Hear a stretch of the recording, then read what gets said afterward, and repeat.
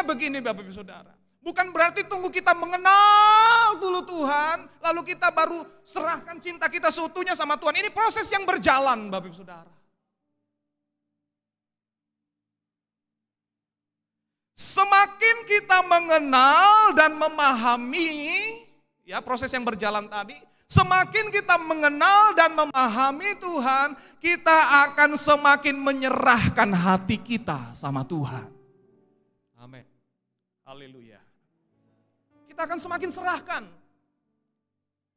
Jujur Bapak Ibu Saudara, kalau kita ditanya masing-masing, sudah sejauh mana, berapa persen kita serahkan hati kita sama Tuhan? Kan beda-beda kadarnya Bapak Saudara. Tetapi lewat kita mengenal sama Tuhan yang tadi adalah proses membangun hubungan. Ini sama juga dengan namanya semakin bertumbuh. Semakin bertumbuh Bapak Saudara. Lewat kita mengenal Tuhan, kita semakin bisa menyerahkan hati kita kepada Tuhan.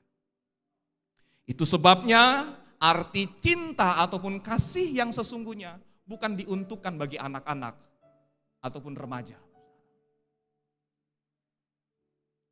Loh kan anak-anak kan punya cinta juga Pak, benar. Tetapi arti cinta dan kasih yang sesungguhnya hanyalah untuk mereka yang telah matang ataupun dewasa. Ada amin Bapak Saudara. Berapa banyak dari antara Bapak Ibu Saudara kalau ada dari antara anak Bapak Ibu Saudara yang ngomong, masih remaja dia nih, aku cinta sama kamu. Pasti Bapak Ibu Saudara geram. Apa kok cinta? Belum untuk dia Bapak Ibu Saudara. Belum pantas. Beda Bapak Ibu Saudara. Arti cinta dan kasih yang sesungguh itu hanya diuntukkan bagi orang yang matang.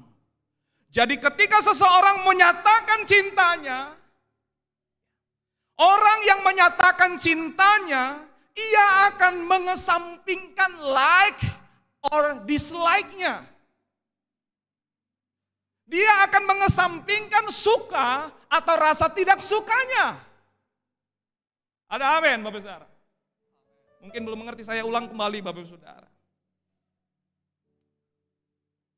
Cinta itu hanya untuk orang yang telah matang ataupun dewasa. Ketika seseorang menyatakan cintanya Bapak Ibu Saudara, dia akan mengesampingkan rasa suka maupun tidak sukanya. Apalagi nggak suka Bapak Ibu Saudara. Dia akan kesampingkan itu. Sebab itu semua sudah digodok. Sudah direbus Bapak Ibu Saudara. Sudah disatukan menjadi namanya cinta. Bukan suka lagi. Bukan tidak suka lagi. Di dalam cinta itu terkandung di dalamnya ada rasa suka maupun tidak suka. Tetapi sekalipun ada suka dan tidak suka, dia tetap cinta. Ada amin Bapak Saudara.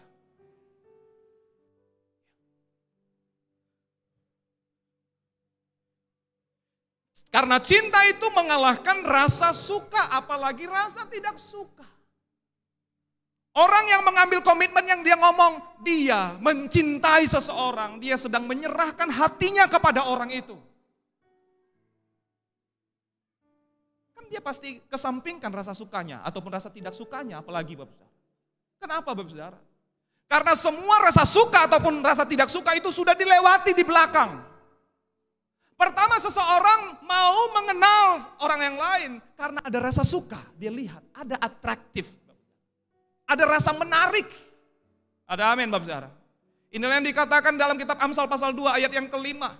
Ya, ayat pertama sampai yang keempat itu menyatakan rasa suka terhadap firman. Lewat itu kita mengenal Tuhan. Takut akan Tuhan dan pengenalan akan Tuhan. Coba dibaca dulu kembali Amsal 2 ayat yang kelima. Maka engkau akan memperoleh pengertian tentang takut akan Tuhan. Ya. Dan mendapat pengenalan akan Allah. Iya, tetapi Bapak Saudara, untuk mendapat itu, untuk memperoleh takut akan Tuhan dan pengenalan akan Tuhan, kita harus suka dulu. Harus menarik dulu bagi kita firman itu Bapak Ibu Saudara. Dari mana kita memperoleh pengenalan akan Tuhan kalau tidak dari firman Tuhan? Haleluya Bapak Saudara.